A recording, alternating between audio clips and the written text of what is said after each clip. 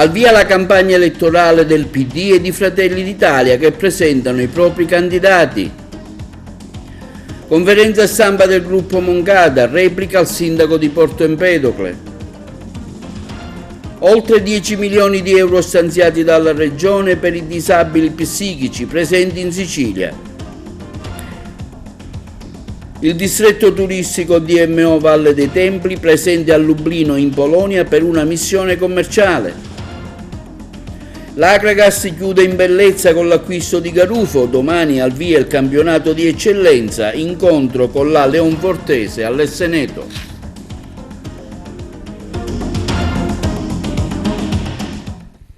E buongiorno, benvenuti con il classico appuntamento del nostro telegiornale.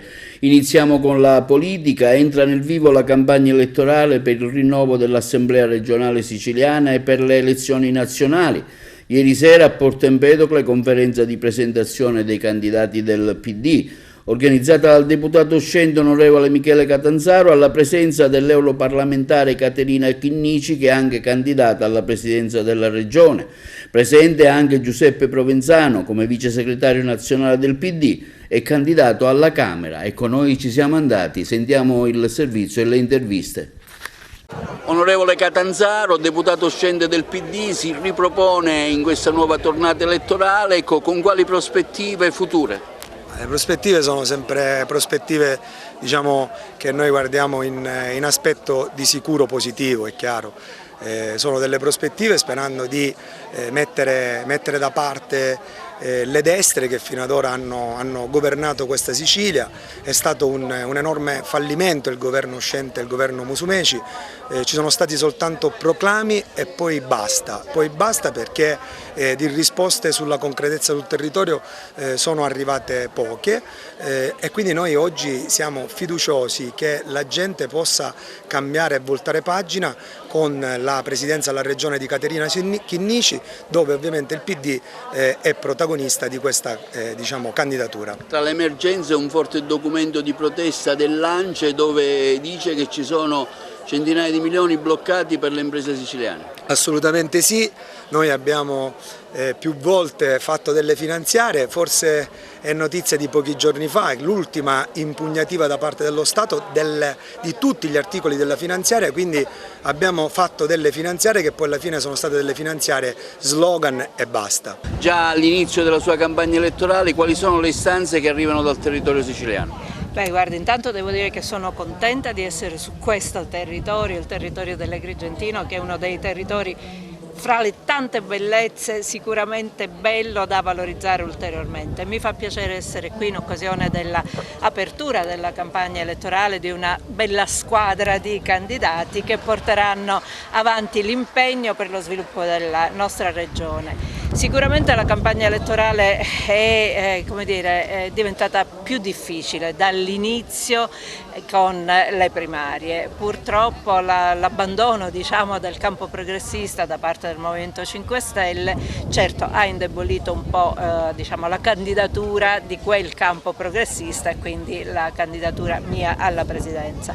Però c'è una squadra e oggi lo stanno dimostrando, c'è una squadra nel PD forte e determinata che vuole impegnarsi per il cambiamento in Sicilia ed è un cambiamento che parte per esempio dalla valorizzazione di territori come quello dell'Agrigentino, che offre una ricchezza incredibile di bellezze naturali, di arte, di architettura, di cultura e di storia, e questo sarà uno dei punti da valorizzare attraverso una politica attenta al turismo e attenta alla cultura. Le emergenze sono tante in Sicilia, oltre a questo, tra quello della disoccupazione, il grido d'allarme delle aziende dell'ANCE che non ricevono soldi da tantissimi soldi, insomma tanta carne al fuoco. Sì, certamente, tanti sono i punti che dovranno essere affrontati dal nuovo governo e che sono stati inseriti nel nostro programma elettorale.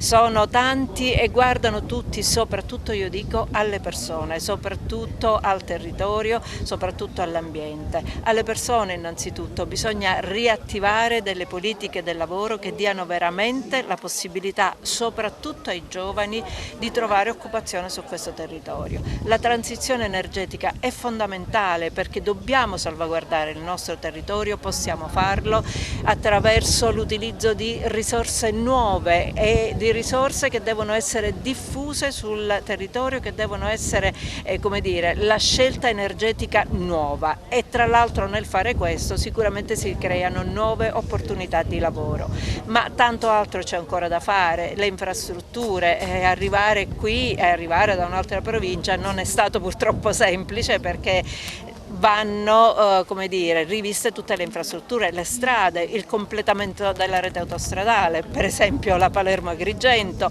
o ancora creare il raccordo autostradale con Ragusa, ma anche le strade interne, le strade provinciali, ex provinciali, cioè va fatto davvero un enorme lavoro per valorizzare il territorio, per dare sviluppo. Giuseppe Provenzano qui a Porto Empedocle a presentare questa campagna elettorale, una campagna elettorale difficile. Con quali argomentazioni il PD cercherà di convincere un elettorato dove i sondaggi danno per vincente il centrodestra? Una campagna elettorale difficile ma anche molto bella e anche intensa, perché sarà una campagna elettorale che dura poco e dobbiamo concentrare tutti gli sforzi su una partita che è aperta, perché quando si guardano i sondaggi ci si dimentica sempre di guardare che il primo partito in questo momento è quello degli indecisi, e noi a loro ci dobbiamo rivolgere con umiltà ma anche con l'orgoglio delle nostre idee e delle cose che abbiamo fatto in questi anni. Noi siamo quelli che sono andati in Europa a conquistare delle risorse che sono la leva per cambiare il volto alla Sicilia, al sud, al nostro paese,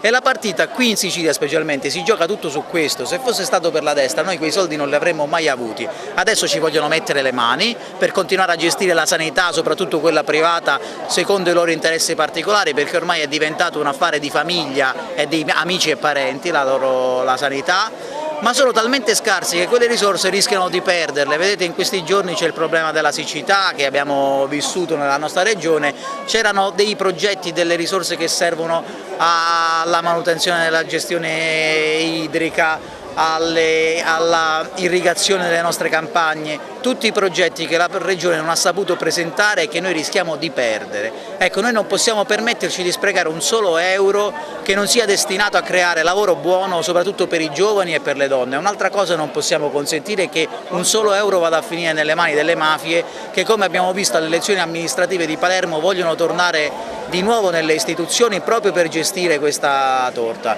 Noi combatteremo su questo perché quelle risorse se le siamo sudate. Io da Ministro del Sud ho preteso che arrivassero prioritariamente nel Mezzogiorno e nella nostra regione, e davvero non possiamo sprecare questa opportunità di sviluppo. Con Caterina Chinnici, con il Partito Democratico, queste risorse sono nelle mani sicure, nelle mani giuste, e con le quali noi vogliamo costruire un futuro per la nostra terra, per le nuove generazioni. Le emergenze sono tante in Sicilia, onorevole. Certo, adesso dobbiamo partire però per rispondere a una emergenza in particolare che è in Sicilia ma in tutta Italia, che è quella del caro delle bollette, e che riguarda le famiglie che già sono in povertà energetica, perché ci sono tante famiglie che non arrivavano a riscaldare le loro abitazioni già prima che scoppiasse questa speculazione sul prezzo del gas, e anche per le imprese. Ci sono imprese che rischiano di chiudere, io ne sto visitando tante in questi giorni, incontro gli imprenditori, incontro i lavoratori ai quali avevo offerto da Ministro una misura che è ancora in campo, la fiscalità di vantaggio per il lavoro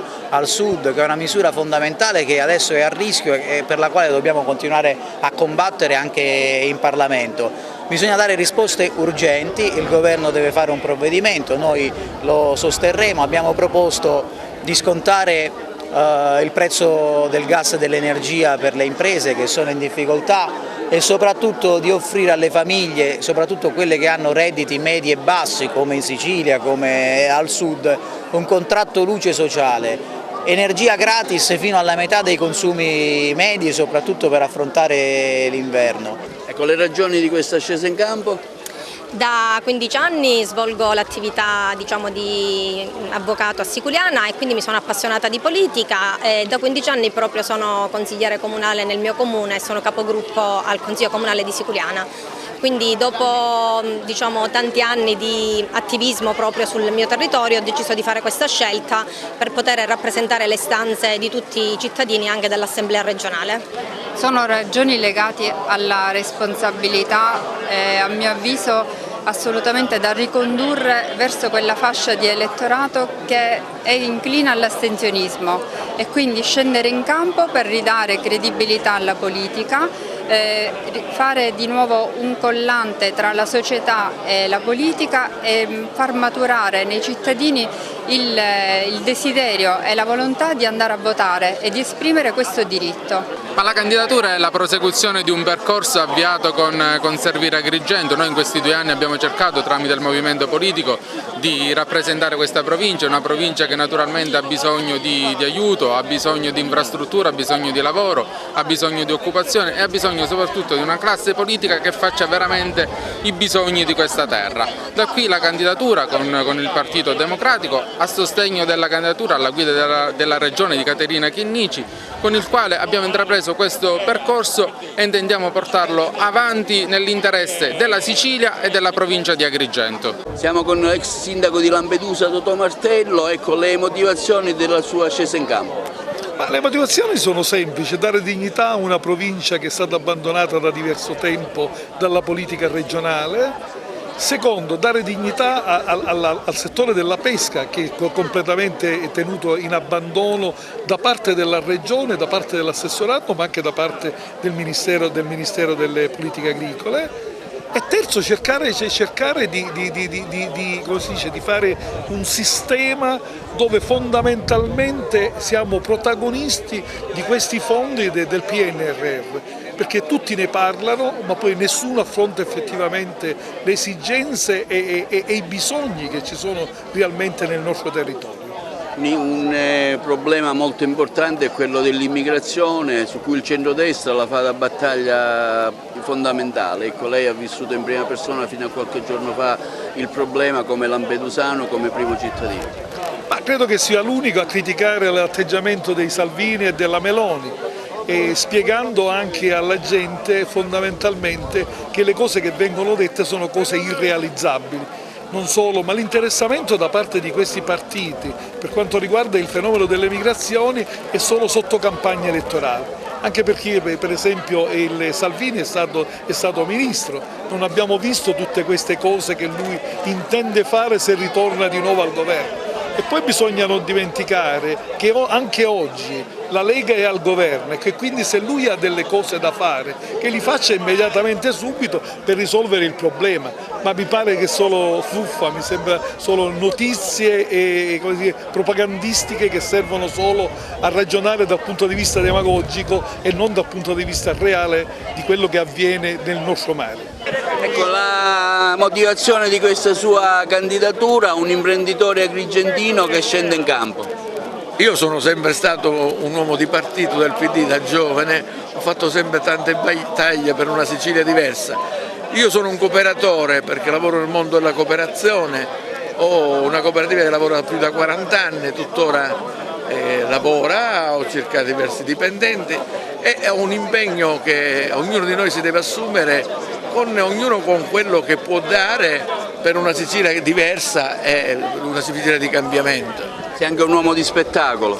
Sì, io aggiungo questo, io ho condiviso nella mia vita l'attività di presidente di una cooperativa, che era lavoro naturalmente, con la grande passione della cultura, della ricerca della musica popolare, andando in giro per il mondo negli istituti di cultura a rappresentare il meglio della cultura siciliana. E stamani anche il partito della Meloni, Fratelli d'Italia, ha presentato i suoi candidati alla regione siciliana e alla Camera. Presente il leader agrigentino del partito, Lillo Pisano, che è anche candidato alla Camera.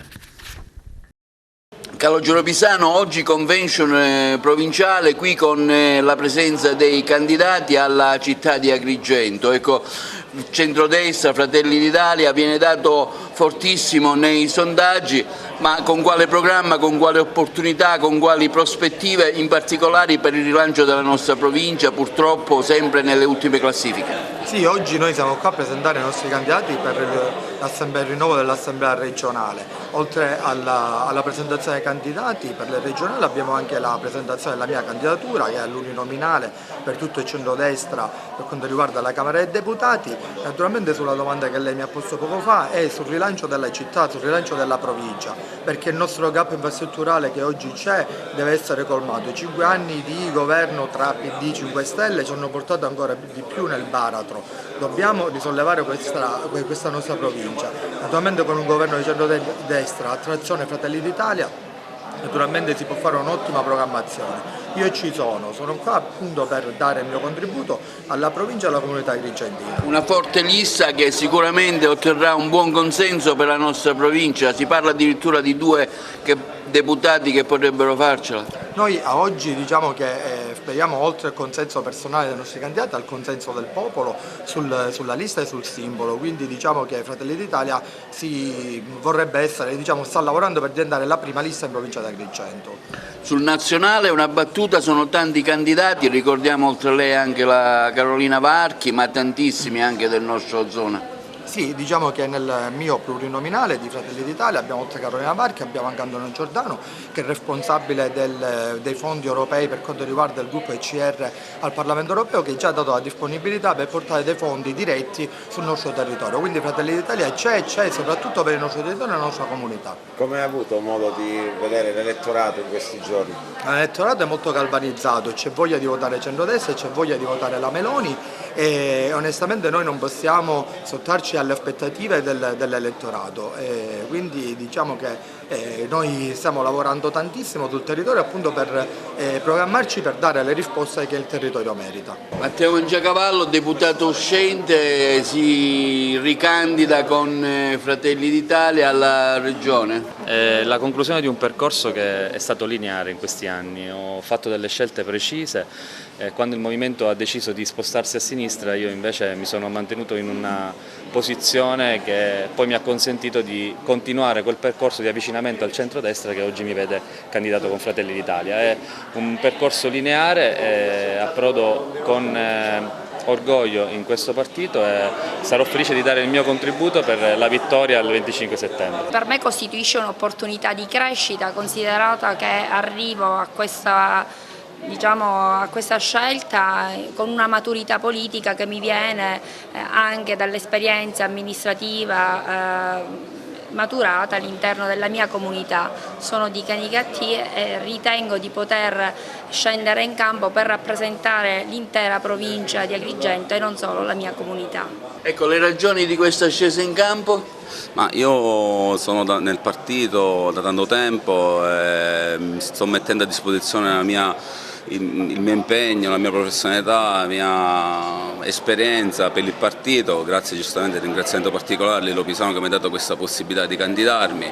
Vengo una campagna elettorale a ottobre, ora mi immergo full immersion in un partito importante, in un partito che ha una cosa in più rispetto a tutti gli altri, che è la coerenza. E sono stato appassionato sempre all'interno di Fratelli d'Italia e oggi, grazie ripeto a Lillo Pisano, ho questa possibilità di essere candidato alle elezioni regionali e spero di dare il mio contributo non solo alla Sicilia ma soprattutto alla provincia di Agrigento. La mia scesa in campo sono quello di dare a questo territorio un voce, cosa che negli ultimi anni non ha avuto. Io ho aderito anni fa in questo partito, ci ho creduto fortemente quando eravamo in percentuali che non sono quelle di oggi.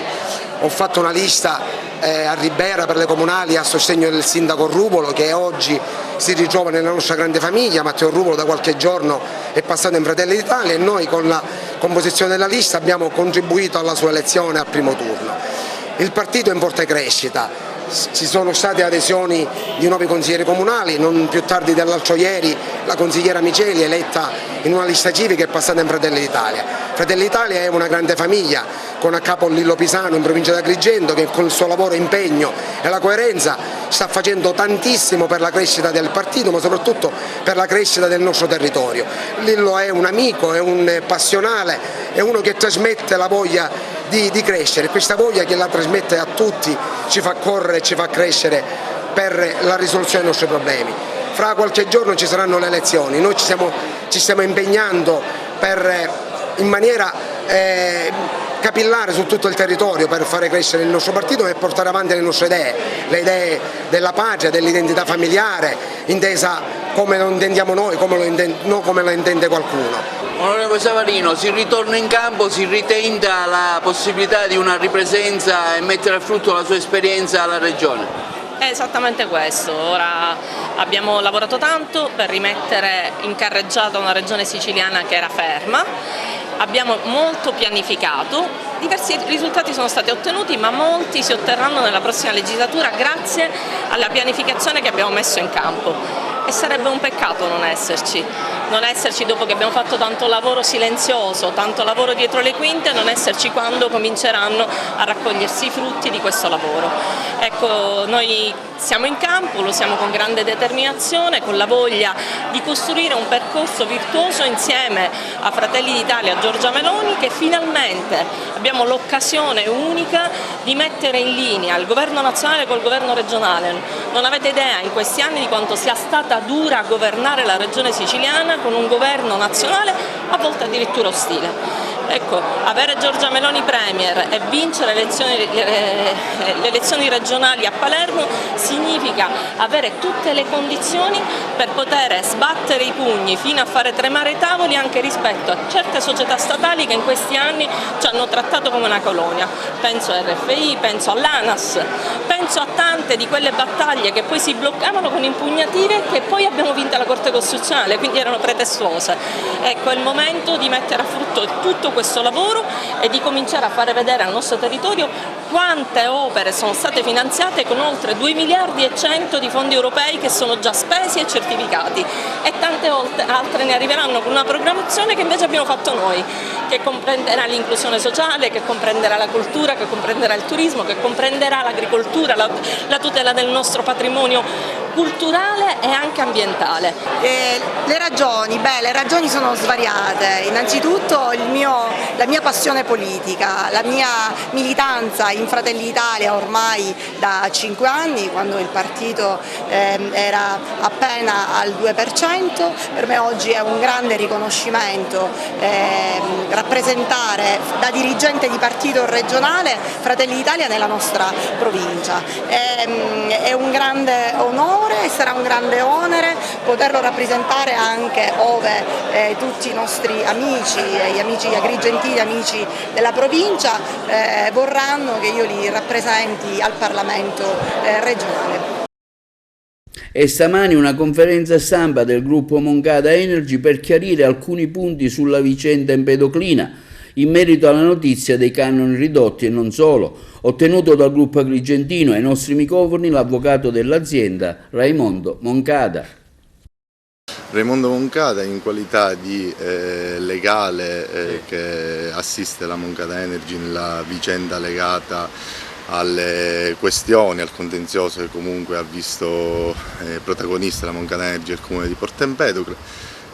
Quest'oggi ha deciso di convocare una conferenza stampa invitando le maggiori testate giornalistiche locali per intervenire sulle dichiarazioni fatte da ultimo da parte del sindaco alla conferenza stampa di pochi giorni fa e soprattutto per smentire alcuni passaggi che non sono solamente disancorati dalla realtà ma anche diciamo, gravi nelle affermazioni.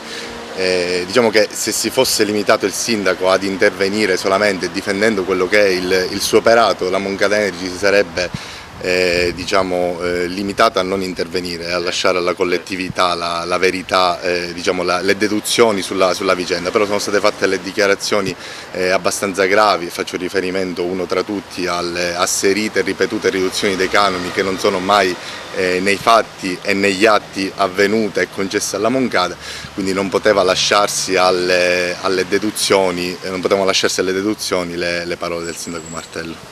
Non si è mai fatto fatta richiesta di riduzione dei canoni, è scritto nel contratto, è stata solamente modificato il titolo di un deposito cauzionale che era stato fatto in denaro, sostituito con una polizza fideiussoria che garantiva allo stesso modo il comune da eventuali inadempimenti della società, e successivamente il deposito cauzionale, essendo stato convertito in 2 annualità, è stato rimborsato, restituito alla società sotto forma di decurtazione del canone d'affitto pari a 70.000 e rotti euro all'anno per solamente 7 anni. Quindi non è assolutamente vero ciò che dice il sindaco Martello, che la società avrebbe ottenuto ben 2 decurtazioni, la prima di 495.000 euro avvenuta tramite il mancato pagamento delle prime 2 annualità. Infatti la società ha iniziato a pagare le annualità già dal primo anno e contestualmente alla sottoscrizione del contratto, e non è vero neanche che ha ottenuto un'ulteriore decurtazione di 70.000 euro all'anno. Quindi dismetterete le aree, ecco, quale sarà, diciamo,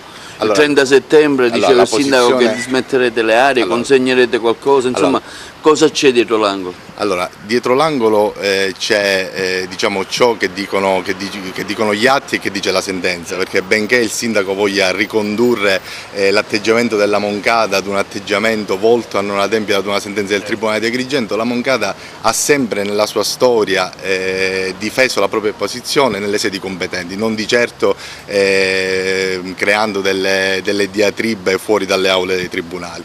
La Moncada adempierà la sentenza, malgrado abbia diciamo, appellato la sentenza di primo grado, adempierà la sentenza riconsegnando unicamente gli unici 3 immobili che sono stati, quei 4 immobili, perdonate, i 3 immobili e mezzo che sono stati dati in locazione alla società nel 2007. Per il resto il contratto prevedeva, oltre alla locazione, anche una concessione del diritto di superficie su tutta l'area che era antistante agli immobili, su tutta l'area Montedison che vedete anche dall'esterno.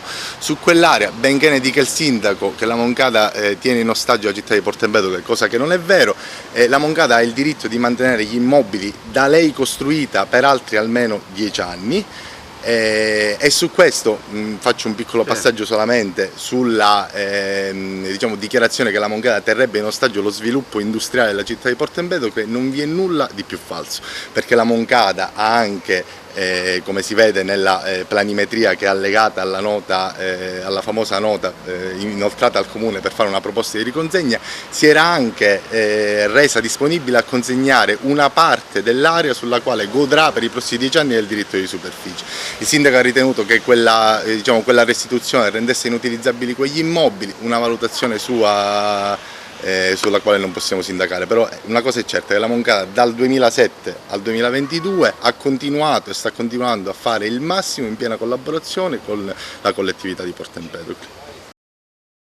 Commemorato oggi a Palermo con una santa messa officiata dall'arcivescovo Monsignor Lorefice, il generale dalla Chiesa a 40 anni dalla sua morte.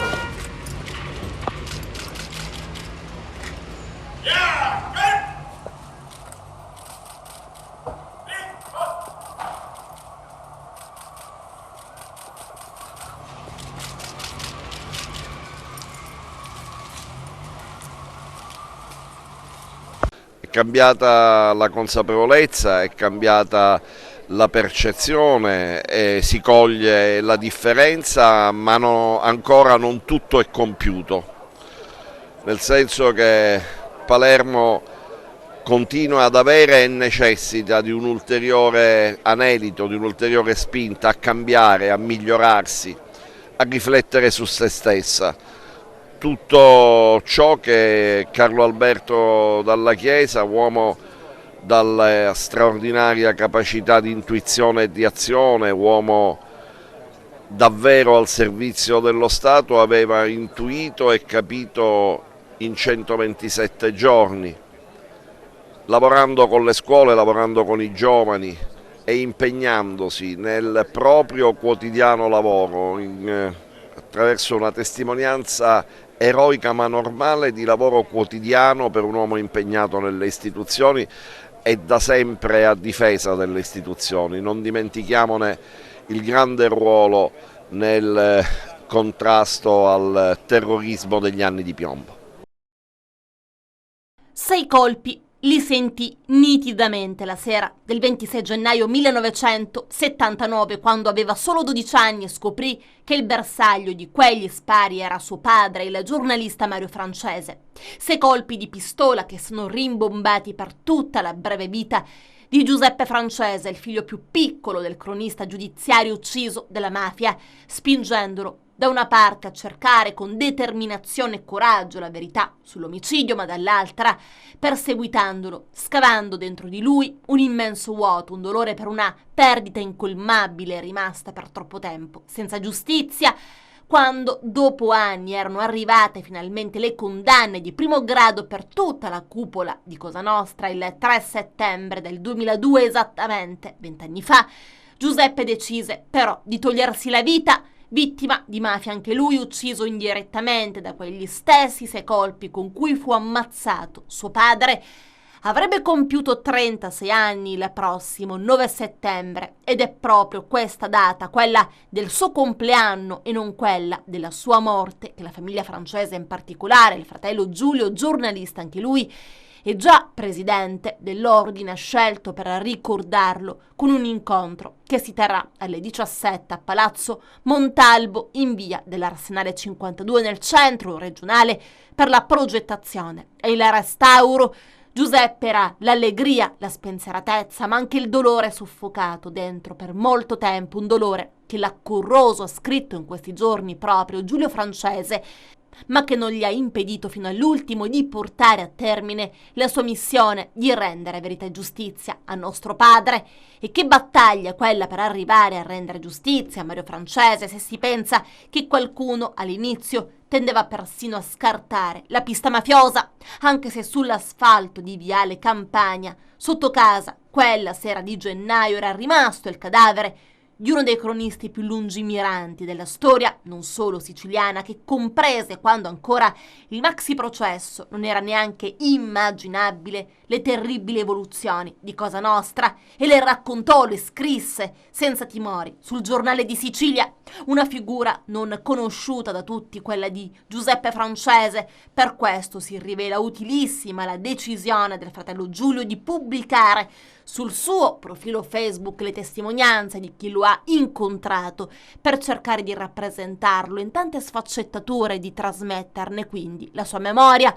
Giuseppe Francese, al quale il titolo di giornalista professionista fu riconosciuto dall'ordine, dopo la morte ebbe la fortuna di essere assunto alla regione in seguito all'uccisione del padre, una fortuna su cui lui stesso faceva un'ironia rabbiosa di fronte di invidie e dicerie, visto che certo non aveva dovuto superare un concorso, ma in compenso si era visto assassinare il padre.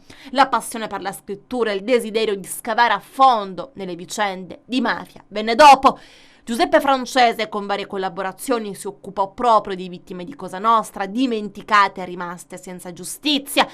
In un articolo del 1998, per consultarli tutti è possibile visitare il sito www.marioegiuseppefrancese.it. Castelli di rabbia. Era lui stesso a descrivere quanto gli era costata quella lotta per dare giustizia a suo padre, durante la quale, cosa che non riusciva a spiegarsi, aveva dovuto fare conti persino con il silenzio e l'oblio da parte di amici e colleghi. Un pezzo in cui emerge con chiarezza cosa voglia dire il coraggio di scrivere la verità e che dovrebbe essere letto e tenuto bene in mente da chi esercita la professione di giornalista.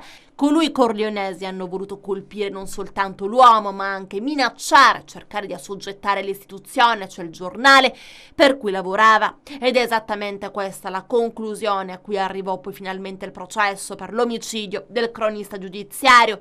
L'articolo si concludeva con la speranza che i miei castelli di rabbia si trasformino presto in semplici castelli di sabbia, costruiti in una quieta spiaggia spianata dalla verità e dalla giustizia. Giuseppe Francese si tolse la vita dopo le condanne di primo grado senza neppure attendere l'esito dell'appello di quel processo. Ci ha insegnato a non rassegnarci, afferma Giulio Francese. Ci ha spinti a lottare per abbattere il muro di silenzio, ha cominciato a leggere tutto sulla mafia, a scrivere. È stato un gigante che ha sfidato le sue fragilità e ha pagato un prezzo altissimo. Politiche sociali. La Regione eroga ai comuni altri 10 milioni di euro per i disabili psichici. Nell'Agrigentino sono circa 570 i disabili. In arrivo fondi per circa 3 milioni e mezzo per le nostre comunità. Altri 10 milioni di euro in arrivo dalla Regione Siciliana a quei comuni per il ricovero di persone con disabilità psichica. Si tratta di fondi che si raggiungono a 7 milioni e mezzo già stanziati a inizio agosto.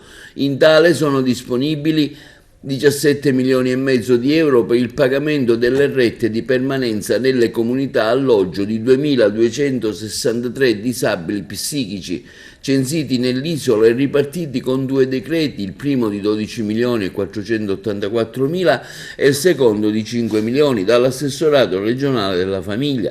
La spesa per il mantenimento di queste persone in strutture di tipo familiare alternativa ai presidi ospedalieri spetta ai comuni di competenza, ma spesso si tratta di un onere troppo gravoso per i bilanci degli enti locali. Così la Regione, per tramite il Dipartimento regionale della famiglia e delle politiche sociali, è intervenuta a sostegno dei comuni anche in considerazione della crescita del fenomeno del disagio sociale degli ultimi anni.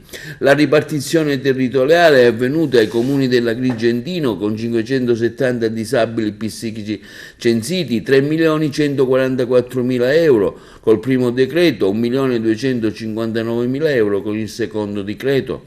A quelli del Nisseno, che vantano 153 disabili, 844.000 euro col primo decreto, 338.000 euro con il secondo.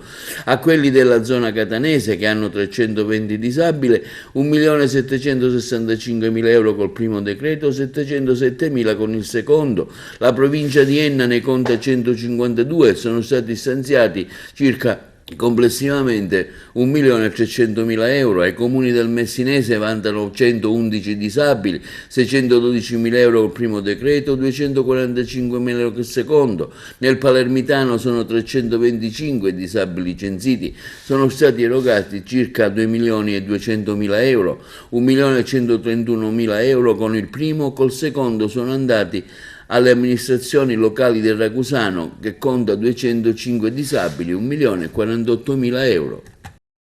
La linea alla regia per la pubblicità.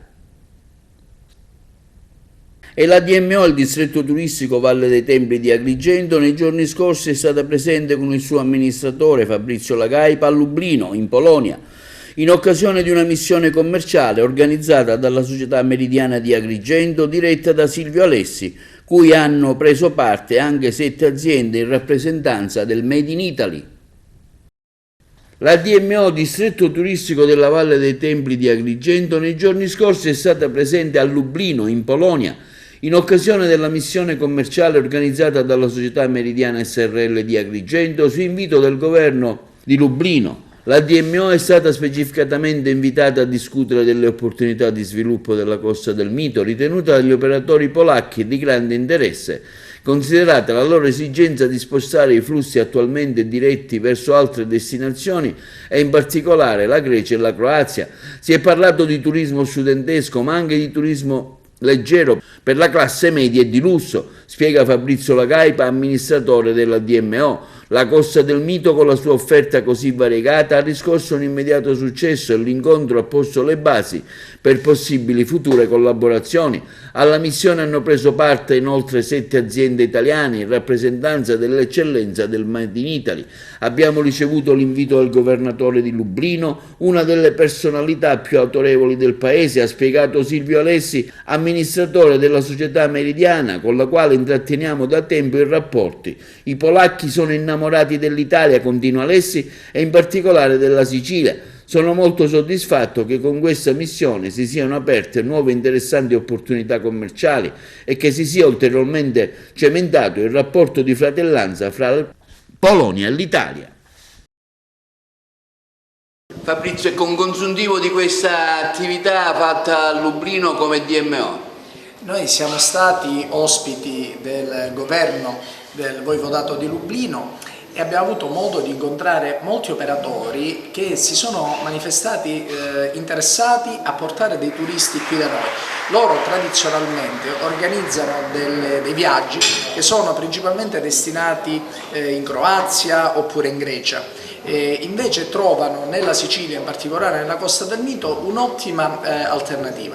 Siamo andati lì, l'abbiamo presentata, abbiamo attivato dei contatti e quindi speriamo durante la prossima stagione di poter avere questi ospiti polacchi. Si tratta di persone con un'ottima propensione alla spesa, interessati al leisure ma anche al segmento, diciamo, deluxe, segmento esclusivo, e quindi speriamo di avere questi ospiti qui sul nostro territorio. Ecco, è ora di fare bilanci, agosto è finito, siamo al 2 settembre, un bilancio della vostra attività, diciamo, turistica con tante iniziative concertistiche, insomma un bilancio della vostra attività d'estate. Noi siamo molto soddisfatti, abbiamo fatto tante attività non soltanto su Agrigento, dove chiaramente c'è una maggiore evidenza, ma anche in tante altre località della Costa del Mito, quindi anche adesso stiamo programmando delle attività per il periodo autunnale. La Sicilia fa il sold out, dalle nostre parti c'è grandissima presenza di turisti, ci piace immaginare che questa grande presenza sia anche, diciamo, attribuibile in parte alla nostra attività. E si terrà domenica a Santa Margherita del Belice la mostra della pecora della Valle del Belice. La manifestazione inizierà alle ore 9 con la benedizione dei bovini, quindi il concorso vini di razza della Valle del Belice, alle ore 12 la premiazione, a seguire la degustazione della Vassella del Belice. L'evento è organizzato dal Comune di Santa Margherita del Belice in collaborazione con l'Assessorato all'Agricoltura della Regione. E il Comune di Aragona ottiene dalla Regione siciliana finanziamenti per oltre 1 milione di euro per interventi di riqualificazione urbana. Il Comune di Aragona ottiene dalla Regione Sicilia finanziamenti per oltre 1 milione di euro per interventi di riqualificazione urbana. È con grande orgoglio che posso comunicare ai miei cittadini di Aragona che avrà presto una nuova cornice urbana più riqualificata, e questo è il commento a caldo non appena appresa la notizia dal sindaco di Aragona Pendolino, dopo la delibera di giunta della Regione. E grazie proprio alla delibera 410 del 4 agosto del 2022 della Regione siciliana, titolata Interventi da finanziare con le risorse del Fondo Sviluppo e Coesione 2021-2027, apprezzamento, si legge la Giunta regionale per quanto esposto di preambolo di apprezzare la proposta del Presidente della Regione di cui alla nota protocollo già detto e relativi atti acclusi costituenti allegato alla presente deliberazione concernente il finanziamento di progetti di investimento ivi indicati con le risorse disponibili del Fondo di Sviluppo e Coesione, dando mandato al Dipartimento regionale della programmazione e a quello del bilancio e del tesoro, ciascuno per quanto di rispettiva competenza, di porre in essere gli adempimenti conseguenziali. Al bando di gara hanno partecipato tantissimi comuni siciliani e della provincia di Agrigento. Il comune di Aragona in particolare si è aggiudicata la somma di 1.830.000 euro per la riqualificazione del patrimonio culturale attraverso la creazione di un giardino botanico che andrà a effettuarsi nella villa comunale di Aragona, il rifacimento della scalinata di via Chiarelli e interventi di riqualificazione energetica energetica degli edifici pubblici attraverso la realizzazione di un pianto a biomasse e di impianti fotovoltaici. Per un comune come il nostro, afferma il primo cittadino pendolino che sta lavorando strenuamente per uscire dal disastro, queste notizie portano sicuramente una ventata di ottimismo e di entusiasmo. Approvato lo schema di massima del piano regolatore del Comune di Grotte durante la seduta del Consiglio Comunale dello scorso 29 agosto, dopo tantissimi anni. Approvato a Grotte lo schema di massima del piano regolatore generale nel Consiglio Comunale di lunedì 29 agosto, con voto unanime favorevole dei presenti, i consiglieri comunali hanno infatti approvato lo schema di massima del piano regolatore generale con emendamenti migliorativi da parte del gruppo di maggioranza che sintetizzavano i suggerimenti, gli indirizzi dei professionisti e i cittadini presenti nelle varie riunioni aperte al pubblico. A comunicarlo il presidente del Consiglio Comunale di Grotte, Aristotele Cuffaro.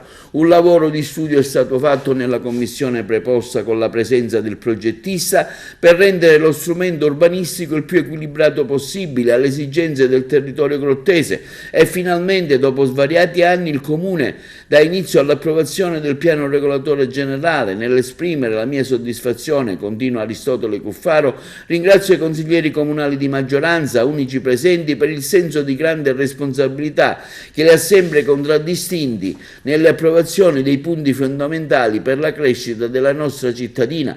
Approvare lo schema di massima, continua Aristotele Cuffaro, vuol dire iniziare il lavoro dell'approvazione del piano regolatore definitivo che adeguerà lo strumento urbanistico regolando l'attività di gestione e organizzando del territorio comunale ai nostri tempi.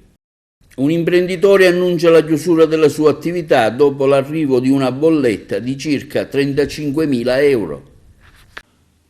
Vertice a Messina del movimento contro il caro bollette luce e gas dopo la denuncia di un imprenditore che minaccia di chiudere dopo aver ricevuto una bolletta da oltre 35.000 euro. Una situazione divenuta ormai insostenibile in tutta la Sicilia, dove centinaia di aziende, bar e ristoranti sono a rischio chiusura. Per questo Codacons e Movimento contro il caro bollette hanno avviato una raccolta di bollette e di chiavi delle aziende da inviare al governo nazionale e promosso una grande manifestazione da tenersi a Roma dopo il 15 settembre. Dopo l'ulteriore denuncia da parte di un esercente di una bolletta da 100.000 euro non abbiamo alcuna intenzione di restare con le mani in mano, spiega Carmelo Picciotto, coordinatore provinciale del movimento. A Roma saremo presenti per rivendicare il nostro sacrosanto diritto di fare impresa, senza essere strozzati dai costi di gestione. Francesco Tanasi, presidente nazionale del movimento, da Messina ha inoltre lanciato la richiesta al governo e ai partiti di ampliare la tassa sugli extra profitti, oggi in vigore nei confronti delle società energetiche, estendendola a banche, assicurazioni, farmacisti, case farmaceutiche e società di e-commerce, in modo da reperire le risorse necessarie per contrastare il caro energia e di portare l'aliquota della tassa al 90%. È indubbio, ha spiegato Tanasi, che nell'ultimo biennio, mentre molte imprese italiane venivano messe in ginocchio dagli effetti economici del Covid, alcune realtà hanno visto crescere enormemente fatturato e giro d'affari. Non si può più andare avanti, non è più sostenibile questo aumento sconsiderato dei prezzi delle materie prime, dell'energia elettrica, del gas. Credo che se non si interviene a breve, non so esattamente cosa potrà succedere per noi, sicuramente un passo indietro perché anticiperemo la chiusura della stagione, sicuramente. Più di 10.000 euro per il solo mese di luglio, circa 3 volte rispetto allo stesso mese dell'anno scorso con gli stessi consumi, quindi non penso sia più sostenibile, specie perché adesso ci apprestiamo alla bassa stagione, quindi non potremmo più sostenere questo genere di costi. Di conseguenza dovremo trarre delle conclusioni. Si spera che con un intervento nel breve periodo del governo si possa rientrare su dei costi sostenibili e quindi evitare di sovraccaricare anche le nostre tariffe, perché siamo già con tariffe abbastanza alte proprio perché l'aumento sconsiderato non solo dell'energia elettrica ma anche delle materie prime pesa tantissimo sulla nostra economia. I presupposti c'erano tutti già da ottobre dell'anno scorso in cui si erano visti degli aumenti, si vedono già da anni sempre e soltanto aumenti e non pensavo a questi livelli in così poco tempo. Credo più che altro che si tratti in questo caso di speculazione economica e finanziaria a tutti gli effetti, non penso che sia soltanto una questione di fonti energetiche, perché ad esempio noi abbiamo installato un impianto fotovoltaico già da un bel po' di mesi e per motivi burocratici siamo ancora fermi. In più credo che anche quando la guerra non c'erano già degli aumenti sconsiderati, quindi per quanto mi riguarda per me è solo speculazione economica e finanziaria, non altro. Negli ultimi anni la politica è sempre rimasta sorda alle necessità e alle urgenze del paese, delle imprese e dei cittadini. Credo che in questo caso, se ci fosse stata una rappresentanza più importante delle attività economiche, sicuramente si sarebbe sentita la voce, e invece adesso credo che siamo in una fase molto difficile. Credo che ci sia ancora un'eccessiva burocrazia che ci sta fermando su tanti fronti, quindi per quanto mi riguarda non è soltanto le fonti energetiche alternative, ma anche quelle rinnovabili su cui fino ad oggi abbiamo avuto troppe restrizioni e troppa burocrazia. L'Italia non l'abbia mai avuto un piano energetico soddisfacente, quindi credo che sia adesso il caso di mettersi davvero a lavorare, perché altrimenti la situazione si potrebbe fare davvero ancora più problematica. Da giovane siciliano so che la nostra terra è fatta di tantissime fonti di energia alternativa e rinnovabili, eolico, solare, geotermico, quindi presumo che se ci sarà davvero l'interesse nell'approfondire la tematica, per quanto mi riguarda sì, dovremmo riuscire a essere autosufficienti. Io ho visto l'esperienza in altri paesi, come ad esempio alle Isole Canarie, dove hanno l'autosufficienza energetica, quindi non capisco come mai ad oggi in Sicilia non sia stato fatto nulla in tal senso, però dall'altro lato comprendo anche che finora nessuno ha mai sollevato il problema, quindi magari è questo il motivo. Sono davvero dei giorni infiniti, perché per quanto mi riguarda non sappiamo davvero quali sono le prospettive per la prossima settimana e il prossimo mese, quindi non posso fare altro che sollecitare il governo, per quanto possa essere, diciamo, utile in questa fase, la mia piccola voce, nell'intervenire il prima possibile, perché rischiamo davvero che tanti posti di lavoro vadano persi. Eravamo abituati, diciamo, negli ultimi anni ad essere tutti insieme sulla stessa barca, adesso siamo ancora più a fondo, quindi è arrivato il momento davvero di fare squadra, altrimenti non la vedo bene. Serata di solidarietà del centro Renato Guttuso di Favara, presieduto da Lina Urso Gucciardino, domenica 4 settembre al Tempio di Giunone, con uno spettacolo di cabaret con Gianni Nanfa ed Ernesto Maria Ponte per la raccolta dei fondi pro Ucraina. La serata verrà presentata dai colleghi Giuseppe Moscato e Margherita Trupiano. 3 arresti nel Messinese per lo sbarco di immigrati. Personale della squadra mobile della Questura di Messina e del GICO, Nucleo PEF della Guardia di Finanza di Messina, nell'ambito delle attività investigative connesse allo sbarco di migranti giunti a bordo di un'imbarcazione della Guardia Costiera. Nella mattinata del 1 settembre 2022 ha sottoposto a fermo di polizia giudiziaria 3 cittadini egiziani, di età compresa tra i 19 e i 21 anni, indiziati dal reato di favoreggiamento dell'immigrazione clandestina. Alle ore 8:30 circa di giovedì 1 settembre è giunto presso il molo Norimberga un natante della Guardia Costiera con a bordo 250 migranti provenienti da varie nazionalità: Egitto, Siria e Afghanistan. I migranti erano stati tratti in salvo nell'ambito di una vasta operazione di soccorso e recupero coordinata dalla Capitaneria di Porto, all'esito della quale circa 540 persone erano state soccorse in mare aperto e poi fatte sbarcare nei porti di diverse località italiane: Messina, Catania e Roccella Ionica. Ultimate le operazioni di sbarco, la Procura della Repubblica di Messina ha coordinato le attività investigative immediatamente avviate al fine di comprendere le dinamiche del viaggio ed identificare eventuali scafisti. Le informazioni rese da alcuni dei migranti hanno consentito di appurare come, dopo un periodo di permanenza in dei capannoni Connection House, luoghi di transito dove i migranti sono tenuti rinchiusi in attesa della traversata. Sulle coste libiche, all'alba del 27 agosto, un barcone in ferro di circa 20 metri è partito alla volta dell'Italia. I migranti, sentiti dagli investigatori della squadra mobile e del GICO, hanno riferito di aver sborsato la somma di 130.000 dinari egiziani, poco meno di 7 3.000 euro per la traversata, descrivendo le attività poste in essere da alcuni soggetti. Sulla base degli elementi raccolti tra soggetti, tutti di nazionalità egiziana, sono stati sottoposti a fermo di PG per il reato di favoreggiamento dell'immigrazione clandestina e espletate le formalità di rito condotti presso la casa circondariale di Messina Gazzi. Si precisa che il procedimento è ancora in fase di indagini preliminari e che in ossequio al principio di non consapevolezza fino a sentenza di condanna passata in giudicato sarà svolto ogni ulteriore accertamento che dovesse rendersi necessario, anche nell'interesse degli indagati.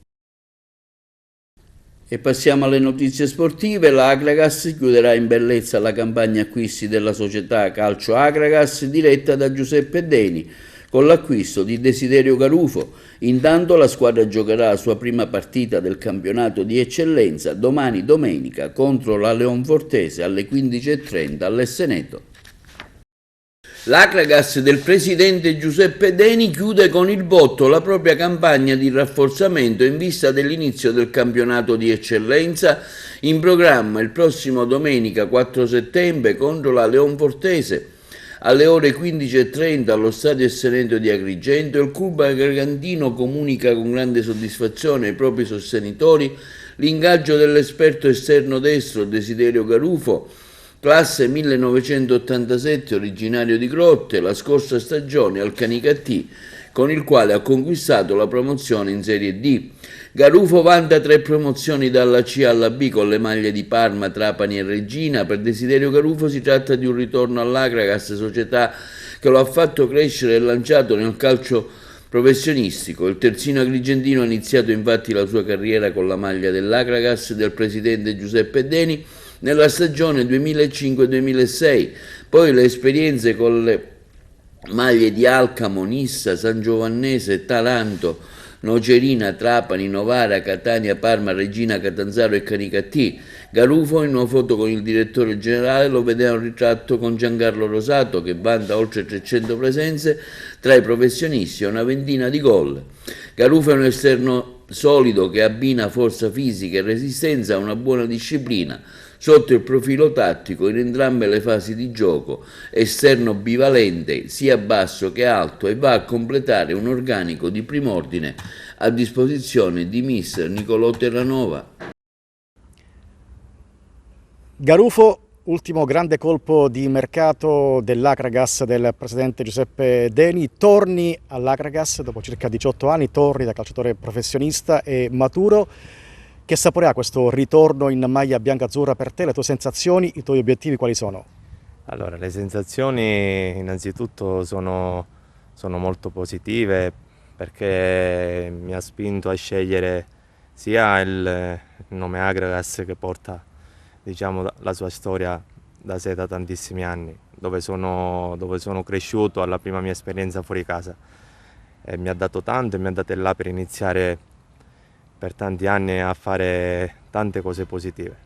Ho sempre seguito da esterno le vicende dell'Agragas, tra cui l'ho affrontata anche nei professionisti e nei dilettanti, ma ora torno a far parte di questa famiglia e sono veramente fiero e felice perché il progetto è ambizioso, è un progetto che mira a riportare l'Agragas nel calcio che conta, però con i nomi non si vincono questi campionati come in tutte le categorie, si vince con la forza del gruppo, con il sacrificio e durante le settimane dobbiamo cercare di creare qualcosa di importante per riportare questa piazza e questa tifoseria dove merita. Come stai fisicamente? Sei pronto all'esordio? Domani arriva la Leonfortese, prima di campionato all'Esseneto di Agrigento. Sì, fisicamente sto bene, anche perché ho fatto sia una parte di preparazione da solo che poi con il Canicattì, con cui ringrazio perché mi ha dato la disponibilità e con cui ho condiviso l'anno scorso una grande stagione. Ora dobbiamo pensare a far bene, a cercare di creare subito qualcosa di importante, nel senso fin dalla prima partita, perché ora ci sono i 3 punti, quindi diventa tutto determinante.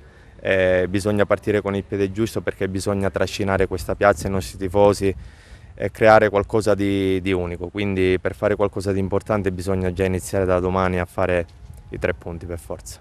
Che gruppo hai trovato? Come ti sembra l'Agragas? È un gruppo che, da quello che ho potuto vedere in questi 2 giorni, ha la la disponibilità di mettersi a disposizione dell'allenatore con tanto sacrificio e tanto sudore, perché come ho detto già prima le vittorie si costruiscono durante le settimane, quindi è determinante dal primo giorno in cui si rientra durante la settimana preparare la partita sia mentalmente che fisicamente, quindi siamo proiettati a domani, sappiamo che le prime partite possono nascondere sempre delle incognite perché ancora fa caldo, magari fisicamente non si è al top, però bisogna partire forte perché giochiamo in casa, siamo l'Akragas, sempre con rispetto dell'avversario, ma cercare di fare subito i 3 punti. Un messaggio ai tifosi dell'Akragas. Ai tifosi dell'Akragas dico grazie per quello che mi hanno dato negli anni, per il rapporto che si è sempre mantenuto a prescindere dalla lontananza della mia professione. Cercherò di ripagare insieme ai miei compagni la fiducia e la stima che hanno sempre riposto in me. Mister, dopo l'esordio roboante con vittoria in Coppa Italia contro la Pro Favara, adesso l'esordio in campionato. Domani arriva all'Essenetola Leonfortese, avversario ostico. Che gara dobbiamo aspettarci? Una gara difficile, un avversario che come abbiamo visto la settimana scorsa ha messo in difficoltà una delle protagoniste del torneo, quindi dobbiamo essere bravi, ho detto alla squadra di fare molta attenzione, anche perché è un organico importante, un organico composto da giocatori di livello, giocatori di categoria, con giovani come Mannina, come Barcio, come Colletta, che sono dei giovani interessanti di prospettiva. Un allenatore che conosce bene la categoria, un lusso in questi campionati, quindi c'è tutto per metterci la giusta concentrazione, la giusta applicazione. Sappiamo che dobbiamo affrontare un campionato da protagonisti e non ci possiamo permettere nessuna distrazione. La squadra ha lavorato bene, stiamo lavorando bene, sappiamo di affrontare un avversario molto difficile, un avversario che tendenzialmente difende molto basso, che tende a ripartire con i 3 là davanti molto pericolosi, quindi abbiamo un po' preparato, abbiamo visto le immagini della partita precedente, abbiamo un po' preparato delle situazioni che cercheremo di mettere in atto domani. Fisicamente e mentalmente come arrivate alla sfida contro la Leonfortese? Come sta la tua Akragas? Sicuramente le vittorie e le buone prestazioni ti danno fiducia, la squadra ha lavorato bene, sappiamo di essere un gruppo importante, la società ci ha messo a disposizione giocatori, situazioni e contesti importanti, quindi sappiamo che abbiamo una grande responsabilità, la responsabilità di portare più in alto possibile questa squadra, quindi sappiamo che abbiamo un obiettivo a lunga scadenza, quindi non ci possiamo distrarre, come ho detto poco fa, però sono delle partite di calcio che dobbiamo affrontare in prospettiva futura, cercando sempre la prestazione, perché poi alla fine la prestazione ti dà sempre il risultato. L'arrivo di Garufo alza sicuramente la qualità della squadra, la qualità tecnica della squadra. Sei soddisfatto del mercato dei biancazzurri? Non potrei dire altrimenti, sono soddisfatto, abbiamo raggiunto gli obiettivi che ci eravamo prefissati col direttore, perché poi alla fine qualcuno forse pensava che stavamo dormendo, ma non era così, abbiamo atteso i giusti innesti, perché abbiamo cercato di fare una squadra molto professionale, di creare un gruppo unito, un gruppo di prospettiva. E questo è tutto per l'edizione di TV Notizie di oggi sabato, vi diamo appuntamento a lunedì prossimo.